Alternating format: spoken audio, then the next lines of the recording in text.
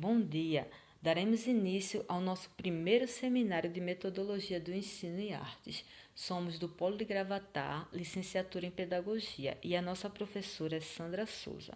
O nosso grupo é formado por Edna Cristina, Daniele Ribeiro, Iago Werner, Lenilda Domingos e Ribson José.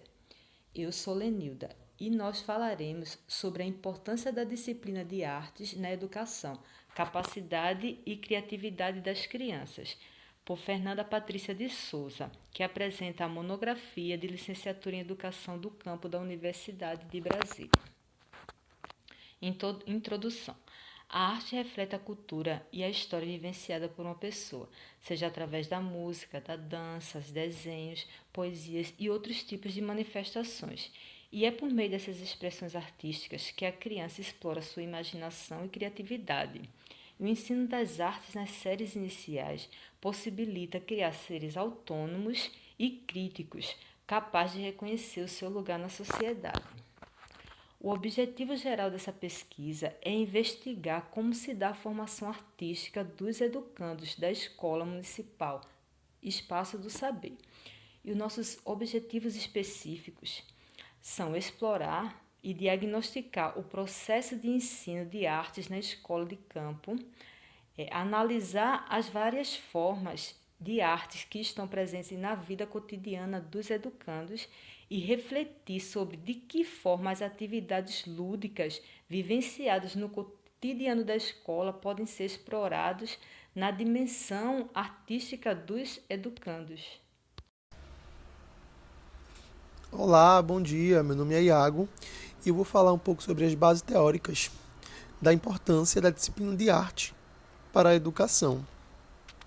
A disciplina de artes é de extrema importância, assim como qualquer outra. Contribui com a formação do cidadão, ajuda o ser humano no desenvolvimento de diversos aspectos, incentivando a percepção, a imaginação, o senso crítico. Segundo Lucas, a arte é o modo de expressão mais alto da autoconsciência da humanidade. Oferecer esse ensino é a mesma coisa que formar cidadãos conhecedores da história humana. Através da arte, é possível explorar a imaginação e criatividade das crianças, dos jovens, e assim é possível tornar os alunos os grandes protagonistas dentro de uma sala de aula. Dentro do ambiente educacional, a criança ela inicia o seu processo de formação cidadã. E lá ela tem um dos primeiros contatos com o mundo social. Toda a equipe escolar contribui nesse processo. Segundo Ferraz e Fusari, o ambiente escolar torna-se assim um espaço onde os alunos têm a oportunidade de estabelecer vínculos entre os conhecimentos sociais e culturais. Por isso, é também o lugar e o momento em que se pode verificar e estudar os modos de produções e difusão da arte na própria comunidade, região, país ou na sociedade de um modo geral. Olá, bom dia. Sou Edna e vou complementar um pouco o que o amigo Iago falou. O papel da arte na educação estimula o desenvolvimento intelectual, físico e emocional das crianças. É essencial que a arte faça parte do cotidiano escolar dos discentes, que, de maneira individual, eles podem se expressar de diversas maneiras, através da arte, seja por meio da dança, dos primeiros rabiscos, dos desenhos ou de uma leitura. Segundo o Referencial Curricular Nacional da Educação Infantil, as integrações entre os espaços sensíveis, afetivos, intuitivos, estéticos e cognitivos, assim como na promoção de interação e comunicação social, conferem caráteres significativos às artes visuais, tal como música. As artes visuais são linguagens e, portanto, uma das formas importantes de expressão e comunicação humanas, o que, por si só, justifica sua presença no contexto da educação, de um modo geral, e na educação infantil. Segundo Ferraz, desde a infância, tanto as crianças como nós, os professores, interagimos com as manifestações culturais de nossas ambiências e vamos aprendendo a demonstrar nosso prazer e gosto. Por exemplo, por imagens, músicas, falas, movimentos, histórias, jogos e informações com quais nos comunicamos na vida cotidiana. Gradativamente vamos dando formas às nossas maneiras de admirar, de gostar, de julgar, de apresentar e também de fazer as diversas manifestações culturais de nosso grupo social e, dentre elas, as obras de arte. É por isso que, mesmo sem saber, vamos nos educando esteticamente, no convívio com as pessoas e com as coisas. Bom, agora a gente vai falar um pouco sobre a metodologia do trabalho realizado, né? O trabalho realizado, ele é de cunho qualitativo, onde Kreisker diz que a pesquisa qualitativa é uma forma de investigação interpretativa em que os pesquisadores fazem uma interpretação do que enxergam, ouvem e entendem.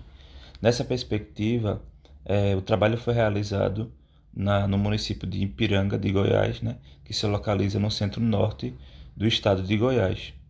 E aí, quem são os sujeitos, os participantes da pesquisa? Foram estudantes do quinto ano, né, de ambos os sexos, numa faixa etária entre 8 a 10 anos, sendo num total de 20 estudantes. Além disso, ainda também foi observado os professores regentes da disciplina de arte da Escola Municipal do Espaço Saber, do Saber. Os instrumentos de coleta de dados foram a observação no interior da escola, o acompanhamento das aulas, né, e a utilização de questionário. E aí eles a autora fez algumas considerações sobre a educação do campo, né, falando na questão do surgimento e funcionamento da educação do campo e buscando perceber a nova visão do mundo a partir da educação do campo. Resultados e observações foram feitos a partir dos desenvolvimentos das aulas, da formação dos educadores e da relevância do conteúdo da vida dos educandos. Sabemos que a arte e a educação caminham juntas, e esta relação pode ser exemplificada através dos trabalhos escolares com comunidades, mas isso só acontece com determinadas épocas do ano, onde a disciplina de arte é reconhecida e se faz necessária, o que na verdade deveria ser uma relação contínua. O ensino de arte não contempla todas as demandas para a formação do caráter de sujeito, ou seja, o ensino não incentiva os estudantes a desenvolver suas habilidades, imaginação, percepção e criatividade. Na análise dos questionamentos, um professor regente com formação em pedagogia teve que responder a 9 questões sobre a sua atuação em sala de aula, referente ao ensino de artes. Diante das respostas dadas, percebe-se que ele ainda está investindo nos seus conhecimentos sobre a disciplina, porque tem pouco tempo de atuação. O mesmo relata que trabalha com diversas linguagens artísticas, utiliza vários materiais, que as atividades são padronizadas, que a importância do ensino é a simbolização e a aprendizagem significativa se faz necessária através das expressões da criatividade e da imaginação. Podemos concluir a partir das informações coletadas que a disciplina de arte não está preparando sujeitos capazes de compreender as diversidades culturais e que não são abordadas todas as modalidades artísticas. Na observação dos estudantes nas atividades, eles foram observados em diversas atividades de artes, mas foi destacada a confecção da lembrancinha do Dia dos Pais, que apesar de ser um conteúdo padronizado pelo educador, os alunos fizeram com a maior satisfação, pois se tratava de um presente. Observação do professor em atuação. As atividades elaboradas pelo educador durante a aula foram atividades de desenhar e pintar, sendo mais uma vez um modelo padronizado por ele.